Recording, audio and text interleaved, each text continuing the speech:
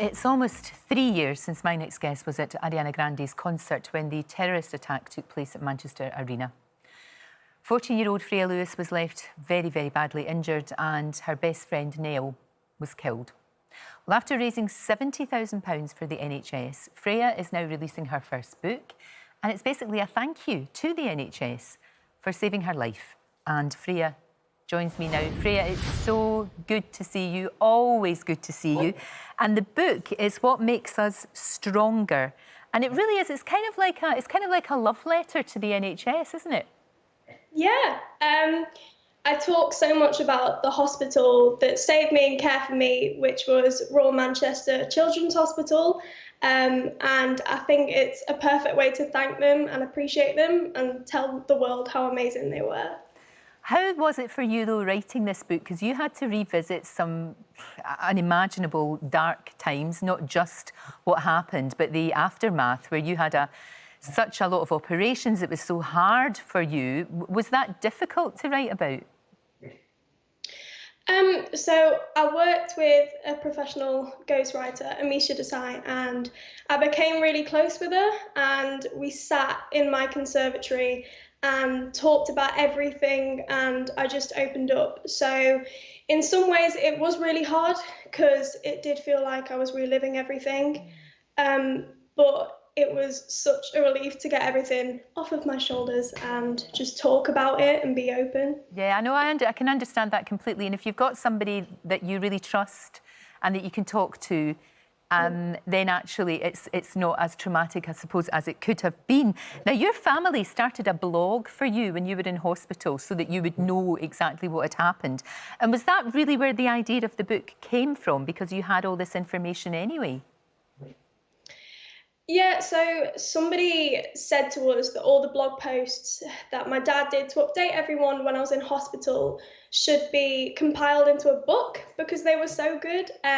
But then we realised whilst we're at it, why don't I tell my story? Because I always wanted to, and we figured a book was the perfect way to do it. Oh, it's an amazing read. It really is. You can't put it down.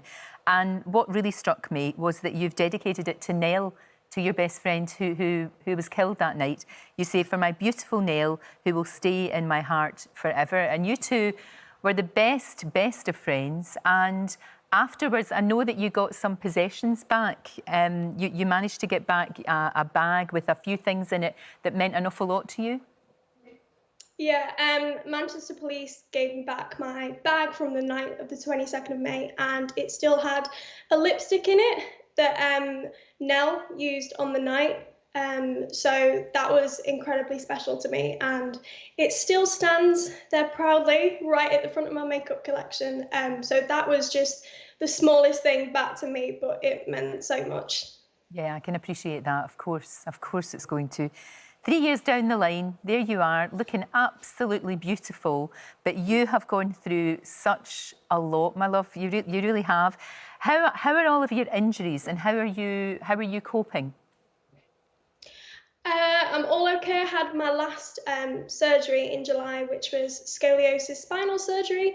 So that was quite a recovery. I'm fully recovered at a year, so I'm almost there, about 10 months there, but I'm all healed and I'm almost back to normal. That's fantastic. And how about on the inside? How are you doing? The cliche, there's good days and bad days. Some days I can wake up and I can be really happy and go off to college all smiley, and some days I just want to sit in my bed and cry. But there's more good days than bad, and I'm getting there with the support of my amazing family and friends. I'm all happy. It's brilliant to see it. That is the best thing that you can do on these evil people who inflicted that upon you and so many others, is to live a good life. And that's exactly what you're doing. You're making the absolute most of it. I know that you formed some really strong bonds with the people who were taking care of you in the NHS, especially Jenny and Beth. They're two people that were very special to you, weren't they? Mm-hmm. Beth was my ICU nurse, so when I was in my induced coma for 5 days, Beth obviously took care of me, but she took care of my family, which was so important to me, and she was just incredible. And Jenny was my nurse on HDU, which is where we met, and she was the first person who encouraged me to talk about how I was feeling. She just told me, tell me anything about Nell. So I told her. So she was definitely a big part of why I came up with the idea of a book. So it's all thanks to her. Oh, it's excellent. Well, they love you very, very much, and you made a huge impact on their lives too.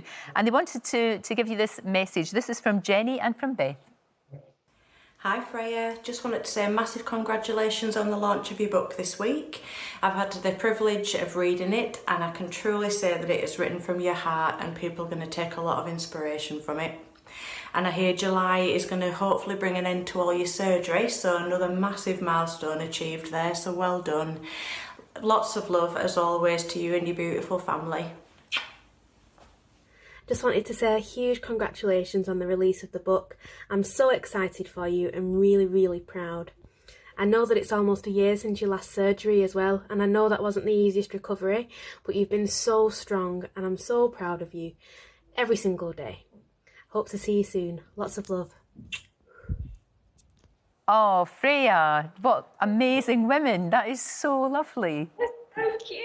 I know. Well, you, like I said, you made a huge impact on. I know you're so grateful to them, but you know they really, really appreciated how strong you were, how much you fought hard, and all of the things that you've been through. And of course, the book is your way of saying thank you. It is. Yeah. Oh, it made me so happy that I'm so glad that they've read it, because hopefully it's a big thank you to them and they're appreciated.